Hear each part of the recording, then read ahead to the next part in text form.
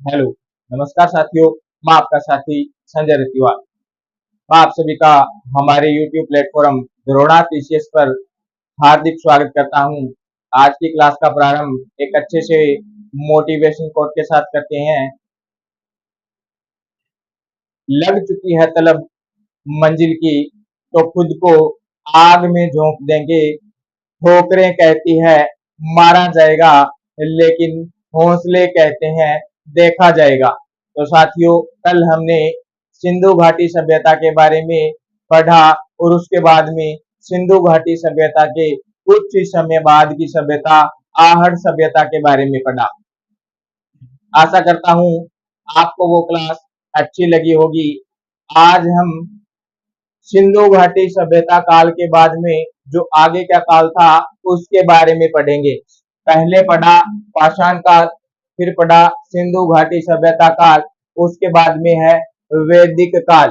तो वैदिक काल की जो सभ्यता थी उसके बारे में पढ़ेंगे।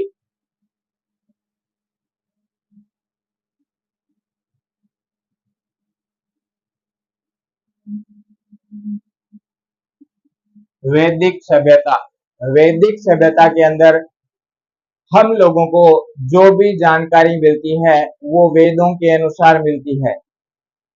वैदिक काल सभ्यता में या वैदिक सभ्यता में हमको कुछ केंद्र मिलते हैं और वो केंद्र मिलते हैं हमारे गंगानगर जिला से। गंगानगर जिले से 3 केंद्र मिलते हैं। गंगानगर जिले से 3 केंद्र मिलते हैं।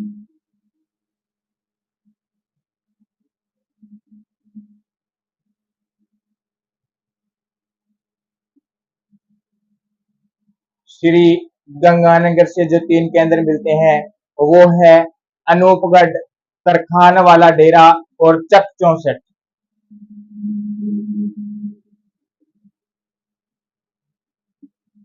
अनूपगढ़ पहला केंद्र, अनूपगढ़।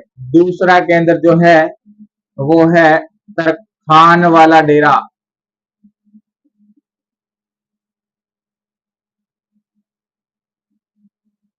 तरखान वाला डेरा। और तीसरा जो केंद्र है वो है चक 64।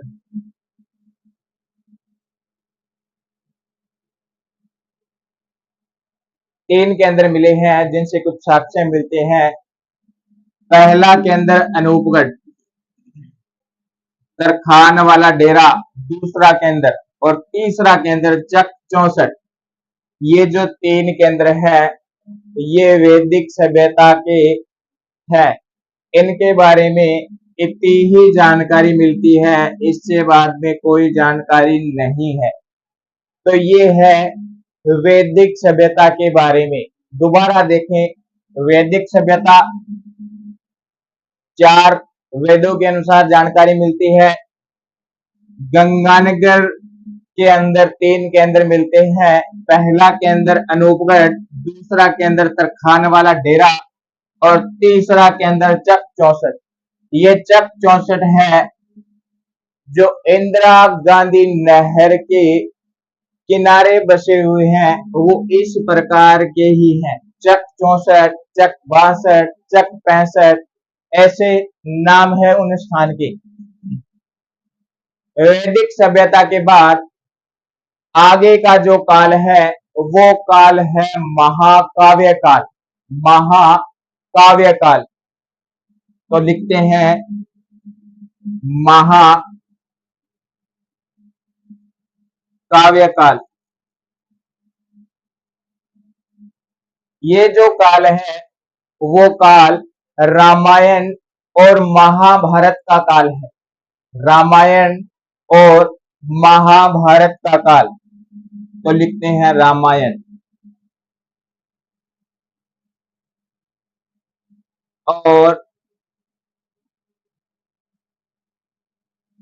महाभारत। अब एक छोटी सी कहानी है वो सुनाते हैं और उससे हमें पता चलेगा कि क्या घटना है। रामायण से प्रारंभ करते हैं। जब सीता माता का अपहरण हो जाता है। रावण सीता माता को अपहरण करके लंका में ले जाता है। उसके बाद भगवान राम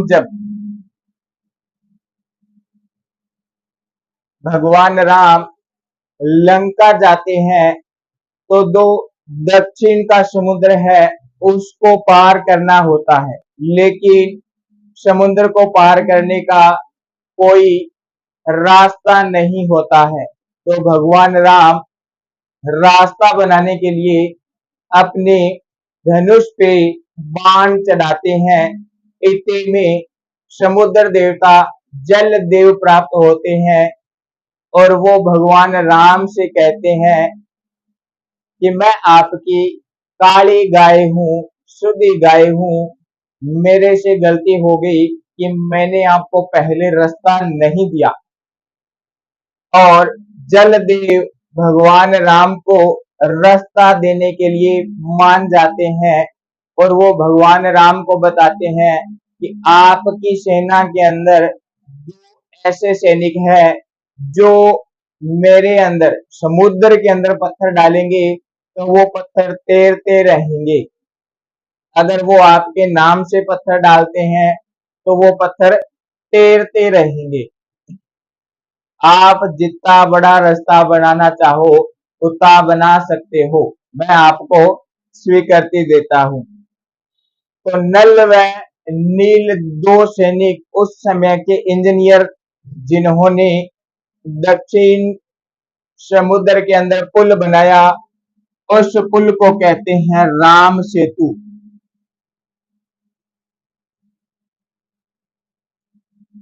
राम सेतु पुल बनने के बाद भगवान राम लंका पहुंच जाते हैं। लेकिन इससे पहले देखे भगवान राम ने जो धनुष पे तीर चढ़ाया, वो तीर तो कहीं ना कहीं छोड़ना होगा, क्योंकि जो धनुष पे तीर चढ़ जाता है उसको छोड़ना ही पड़ता है, वापस नहीं लिया जाता।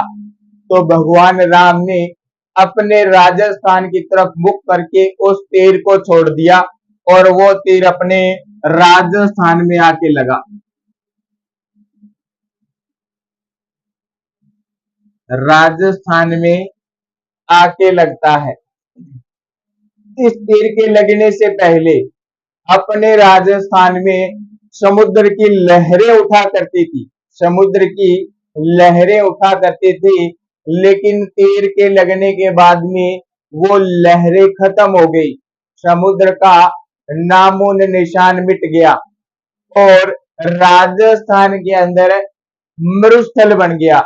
जिस स्थान क्षेत्र को हम जानते हैं मरु कांतार के नाम से, मरु कांतार के नाम से, इधर लिख देता हूं मरु कांतार, ऐसे लिख देते हैं, समझ आए ना। मरु कांतार के नाम से जाना जाता है। इस मरु कांतार क्षेत्र में हमको सिप्पी शंख जैसे साक्ष्य देखने को मिलते हैं, जिनसे ये अनुमान लगाया जा सकता है कि राजस्थान के अंदर कहीं ना कहीं पहले के समय में समुद्र रहा होगा। इसी मरुकांतार क्षेत्र से महाभारत के समय कृष्ण व बलराम गुजरते हैं। भगवान कृष्ण व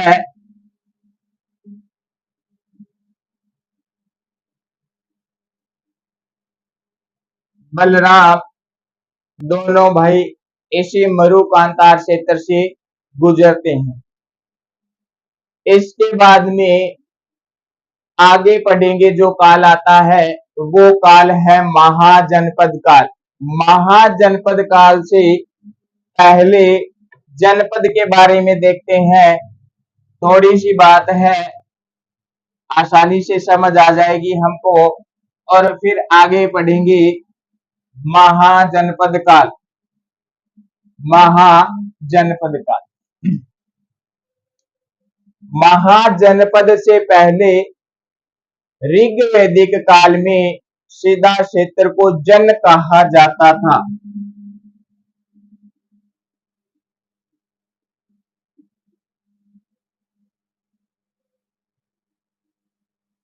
ऋग्वैदिक काल में क्षेत्र को जन कहा जाता था और ये जन धीरे धीरे जनपद में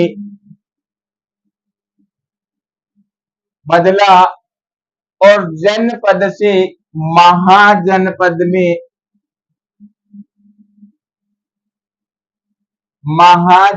में बदल जाता है। तो हम महाजनपद पढ़ेंगे, महाजनपद पढ़ेंगे। महाजनपद काल की बात करते हैं। महाजनपद जो थे उनकी संख्या 16 है।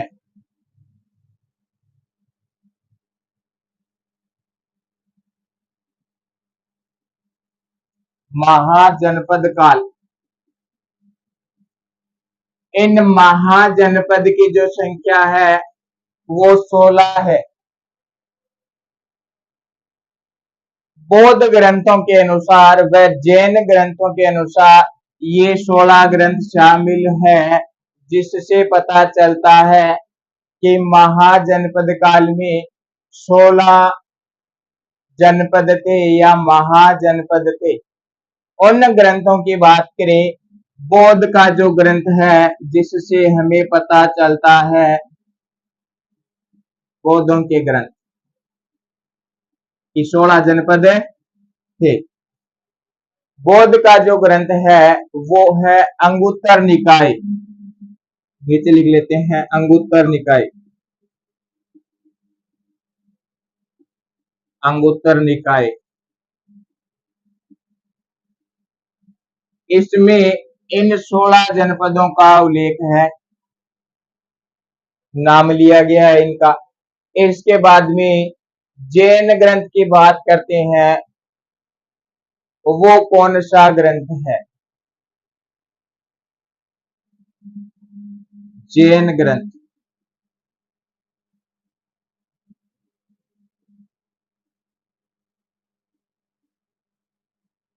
ये जो ग्रंथ है वो है भगवती शुभ्र। इन दोनों ग्रंथों के अंदर 16 महाजनपद का वर्णन आता है, लेकिन कुछ जनपदों का तो इन दोनों ग्रंथों में नाम जो है वो सेम मिलता है, एक जैसा मिलता है, लेकिन कुछ महाजनपदों का नाम जो है वो अलग अलग मिलता है। लेकिन इनसे ये साबित होता है कि वास्तव में महाजनपद जो थे उनकी संख्या 16 है। अब बात करते हैं राजस्थान के अंदर एक बड़ा महाजनपद था उसके बारे में, जो प्रचलित भी रहा।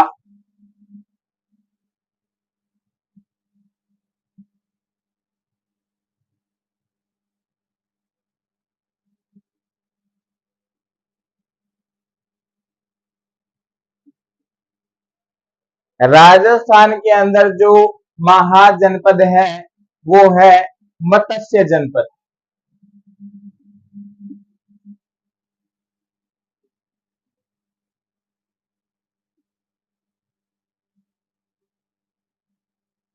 ये जो जनपद है इसमें कौन कौन से क्षेत्र आते हैं वो देखते हैं।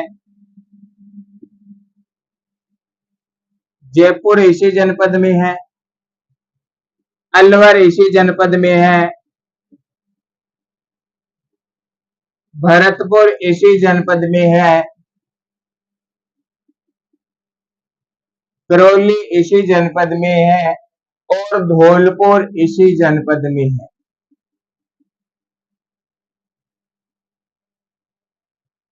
5 क्षेत्र है मत्स्य जनपद में, जयपुर, अलवर, भरतपुर, करौली, धौलपुर। एक दिशा में और देखते हैं, कहां से कहां तक का क्षेत्र। चंबल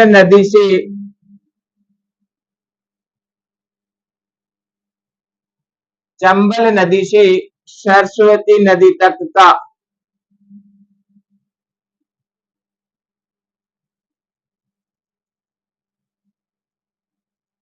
इन दोनों के बीच का जो क्षेत्र है वो मत्स्य जनपद में आता है।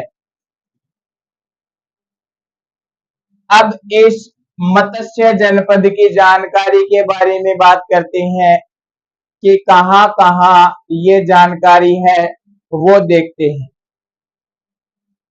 मत्स्य जनपद की जानकारी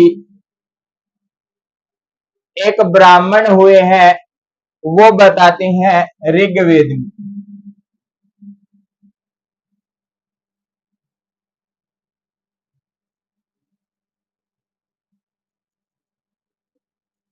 उस ब्राह्मण का नाम है शपथ ब्राह्मण।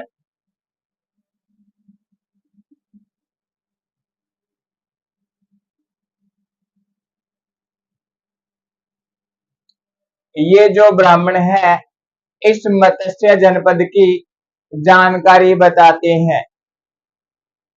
इसके बाद में एक उपनिषद है, उसके अंदर भी जानकारी मिलती है। वो उपनिषद है कौशितकी उपनिषद।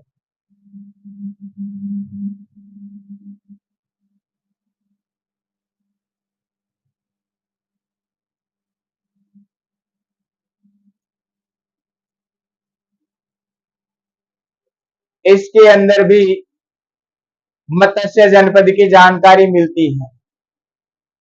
एक और है महाभारत। महाभारत में भी अगर आपने महाभारत देखा है तो मत्स्य जनपद का नाम आता है। महाभारत में मत्स्य जनपद की जानकारी है, उसके बारे में देखते हैं क्या कहानी है। अगर वैसे आपने महाभारत देखा है तो आपको पता होगा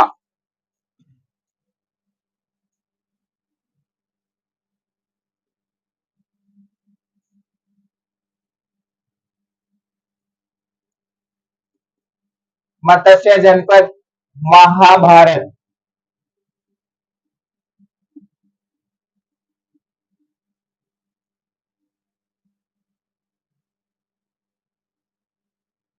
से जानकारी। अब महाभारत में देखते हैं मत्स्य जनपद के बारे में। मत्स्य जनपद की जो राजधानी थी वो राजधानी है विराटनगर।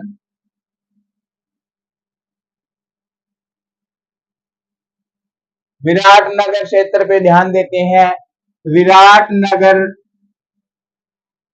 को राजा विराट द्वारा बसाया जाता है, इस कारण इस क्षेत्र का नाम विराटनगर पड़ा, राजा विराट द्वारा।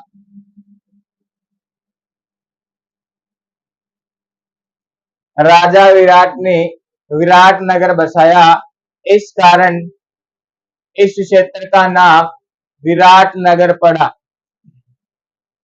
अब महाभारत में देखते हैं इसकी जानकारी कैसे मिलती है। पांडवों को 12 वर्ष का वनवास व 1 वर्ष का अज्ञातवास मिलता है।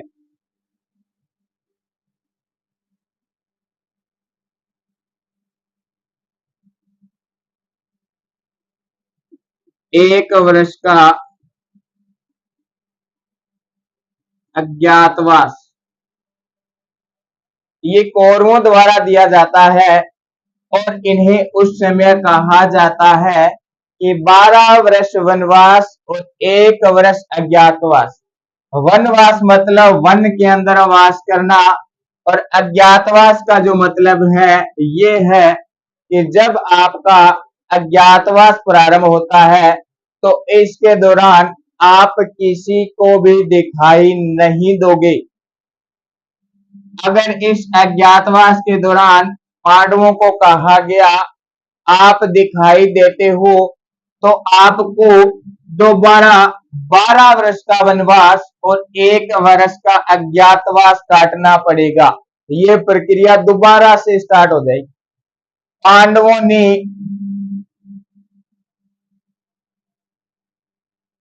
12 वर्ष वनवास के बाद 1 वर्ष का जो अज्ञातवास था वो इस विराट नगर में बिताने का निर्णय किया। राजा विराट के यहाँ पांडव भाई एक एक करके आते हैं और किसी ना किसी कार्य की मांग करते हैं और राजा विराट इन्हें रख लेता है। सबसे पहले अर्जुन आता है। अर्जुन अपना बहस बदल के आता है और वो बहस होता है बरहान अल्लाह। बरहान अल्लाह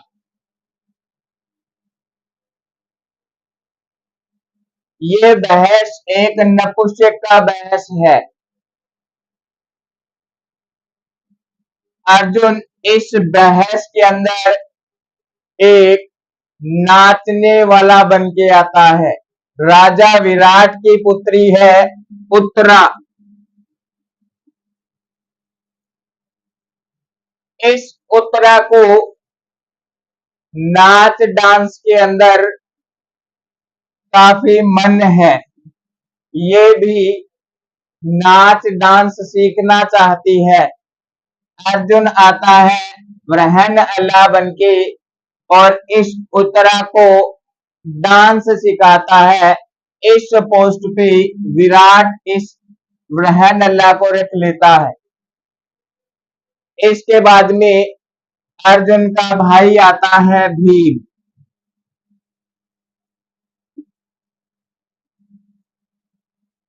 भीम भी अपना बहस बदल के आता है और वो बहस होता है वल्लय। ये बहस है रसोई का। रसोई में कार्य करने वाला व्यक्ति इसे भी रख लिया जाता है। इसके बाद में युधिष्ठिर आता है और युधिष्ठिर को कंक की पोस्ट पे रखा जाता है। राजा इसे अपने साथ रखते हैं पासा खेलने के लिए। युधिष्ठिर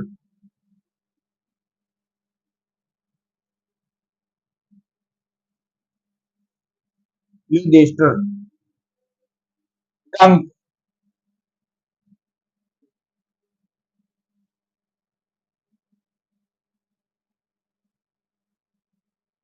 पासा खेलने वाला। इनके बाद में द्रौपदी आती है। द्रौपदी को भी रखा जाता है।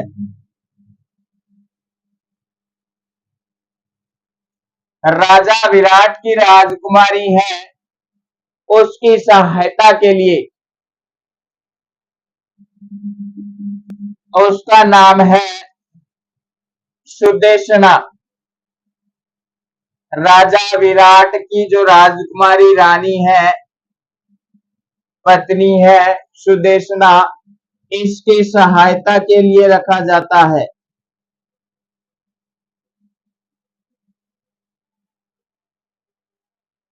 जिसे मालानी कहा जाता है। उस समय में मालिनी कहा जाता था। ये बात कौरवों को पता चल जाती है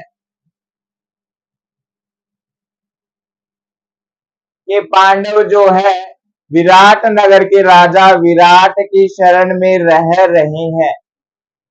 कौरवों ने अपना दिमाग लगाया इनको देखने के लिए ताकि इन्हें दोबारा 12 वर्ष का वनवास व 1 वर्ष का अज्ञातवास दिया जा सके।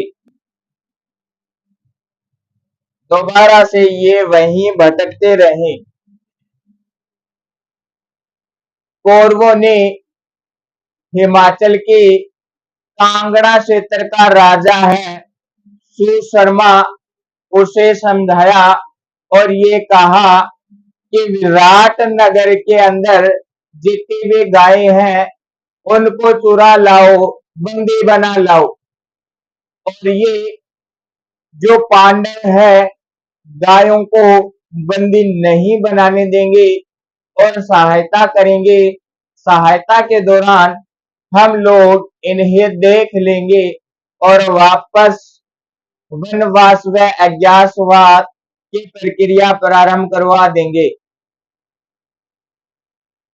हिमाचल की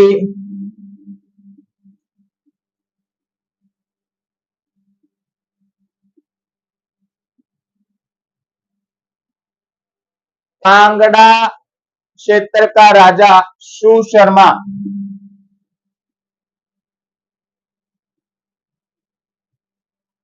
विराटनगर आता है, गायों को बंदी बनाने का प्रयास करता है लेकिन असफल रहता है। पांडवों ने सहायता की, उस क्षेत्र की जनता ने सहायता की और गायों को बंदी नहीं बनाने दिया। कौरव क्रोधित हुए। कुछ समय बाद कौरवों ने ही विराट नगर पे आक्रमण करने का निश्चय किया। जिस समय कौरव आक्रमण करते हैं उस समय विराट नगर में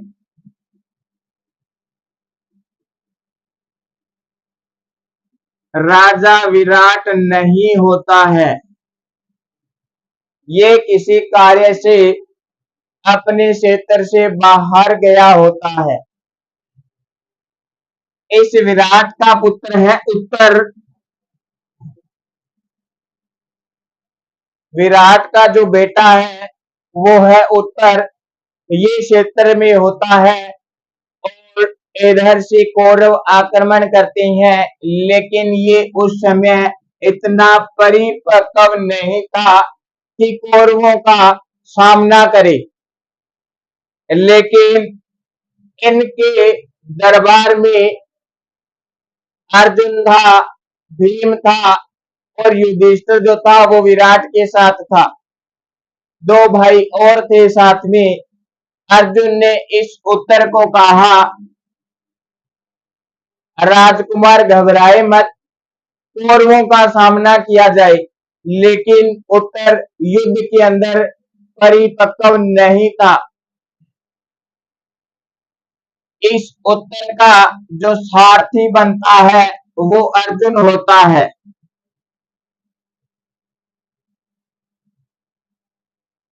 अर्जुन उत्तर को सारी बात बता देता है कि मैं किसी प्रकार से वरहन अल्लाह नहीं हूं, ये मैंने भेष बदला है, मैं पांडव अर्जुन हूं। उत्तर इन अर्जुन की सहायता से युद्ध में प्रवेश करता है और युद्ध लड़ता है। उत्तर अंतिम समय में युद्ध जीत जाता है इस अर्जुन की सहायता से। राजा विराट जब प्रजा के अंदर आता है और पता चलता है कि उत्तर ने कौरवों के खिलाफ युद्ध जीत लिया तो खुश होता है, लेकिन विराट को युधिष्ठिर बताता है कि ये युद्ध अर्जुन के कारण जीता गया है। विराट को अचंभा होता है। विराट कहता है अर्जुन तो था ही नहीं, वो तो वरहन अल्लाह है और वो नपुंसक युद्ध को जिता दे, ऐसा हो सकता है? वो तो पहले ही काम का नहीं है। इतने में उत्तर पहुंचता है राजा विराट के पास बताता है पिताजी, वह किसी प्रकार से रहन अल्लाह नहीं है, वो वास्तव में अर्जुन ही है और आज ये युद्ध अर्जुन ने ही जिताया है। इस घटना के साथ साथ में मैं आपको एक छोटी सी स्टोरी और बताता हूं जो जियोग्राफी के अंदर महत्व रखती है और नदियों में तो उसका अत्यधिक महत्व है। अर्जुन जब विराट नगर राजा विराट के पास आता है भैंस बदल की, तो ये जैसे ही विराट नगर में प्रवेश करता है तो बाहर एक पेड़ होता है जिसे हम बोलते हैं बड़।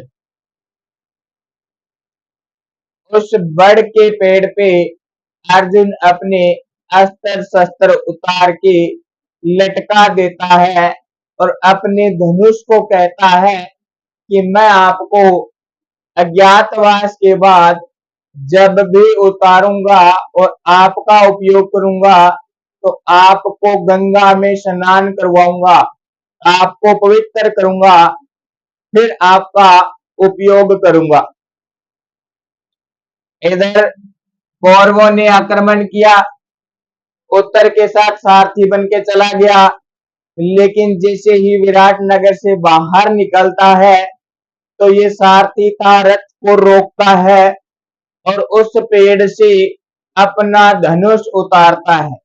जैसे ही धनुष की तरफ हाथ करता है उतारने के लिए, धनुष ऊपर की ओर उठ जाता है, हाथ नहीं आता। 2-3 बार कोशिश करता है, हाथ नहीं आता धनुष। बाद में अर्जुन क्षमा मांगते हैं कि आप मुझे ज्ञात कराएं कि मैंने क्या भूल की है।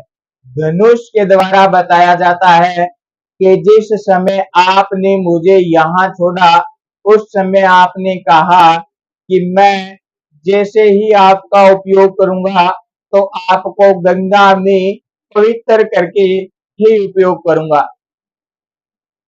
अर्जुन फिर क्षमा मांग के बोलते हैं, हे धनुष देव, मैं मेरे वचन को पूरा करूंगा, लेकिन आप मेरे हाथ तो आओ। धनुष नीचे होता है, अर्जुन के हाथ से धनुष उतरता है और अर्जुन उसी धनुष से बाण चढ़ा के उसी स्थान पे तीर मारता है और उस स्थान से गंगा को प्रवाहित करता है और फिर धनुष को पवित्र करके युद्ध लड़ता है। इसीलिए उस गंगा को बाण गंगा के नाम से जाना जाता है और बाण गंगा को अर्जुन की गंगा भी कहा जाता है, वो इसी कारण कहा जाता है। ये तो जो कहानी थी वो बाण गंगा की बता दी, लेकिन अपन ज्यादा जियोग्राफी की तरफ न चल के हिस्ट्री की तरफ ही चलते हैं और वापस उसी पड़ाव पे।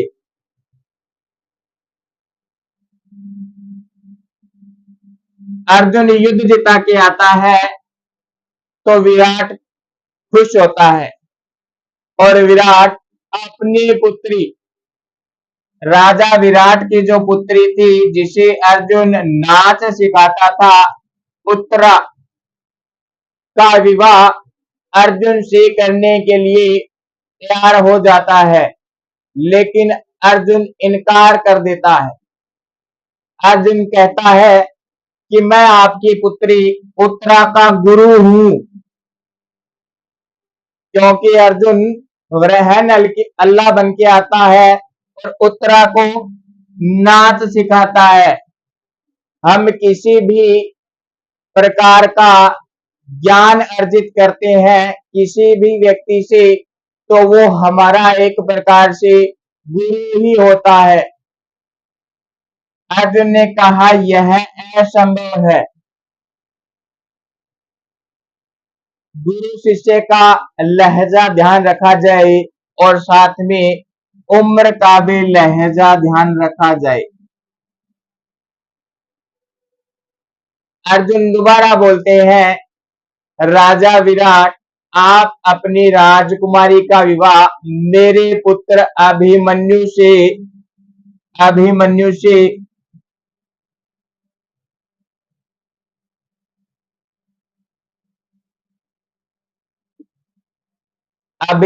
से कर दें।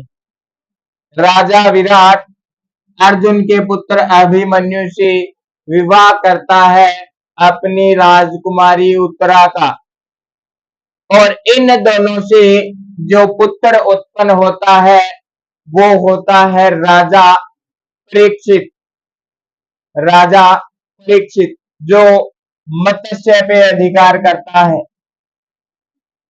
इतनी जानकारी महाभारत से मत्स्य जनपद की मिलती है, लेकिन मत्स्य जनपद के अंदर थोड़ा और देखें।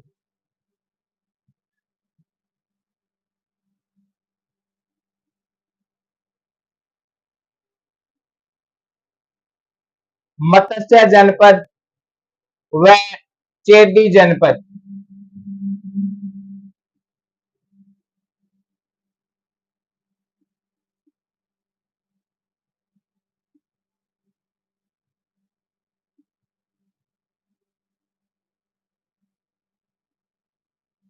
ये दो जनपद हैं, इनके बीच में युद्ध होता है। ये जो क्षेत्र है, इन क्षेत्रों के बीच में युद्ध होता है, और उस युद्ध में ये चेदी जनपद इस मत्स्य जनपद को जीत लेता है। तो ये जो जानकारी है ये मत्स्य जनपद की है। इन जनपद के बाद में महाजनपद को निगलने वाला एक महाजनपद आता है, वो जनपद है मगध।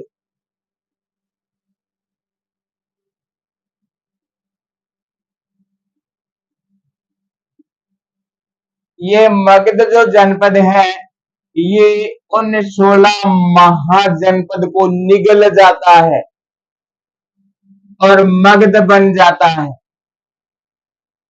इस मगध जनपद के बाद में मौर्य का आगमन होता है, मौर्य वंश का।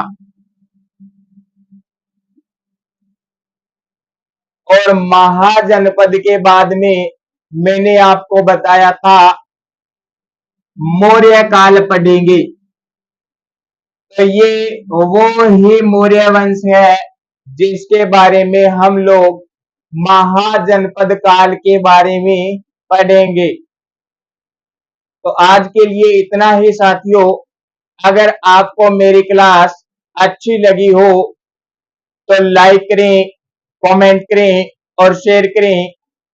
अगर आप में से किसी ने भी हमारा YouTube platform Drona PCS subscribe नहीं किया है तो सब्सक्राइब करें, क्योंकि आगे आने वाले समय में राजस्थान के क्षेत्र में होने वाले कॉम्पिटिटिव एग्जाम में हमारी रहने वाली महत्वपूर्ण क्लासेज का आपके पास समय के साथ नोटिफिकेशन आए और आप लोग उस क्लास को लेकर अपने लक्ष्य की ओर सफल हो। तो धन्यवाद साथियों। मैं आपका साथी संजय रतिवाल।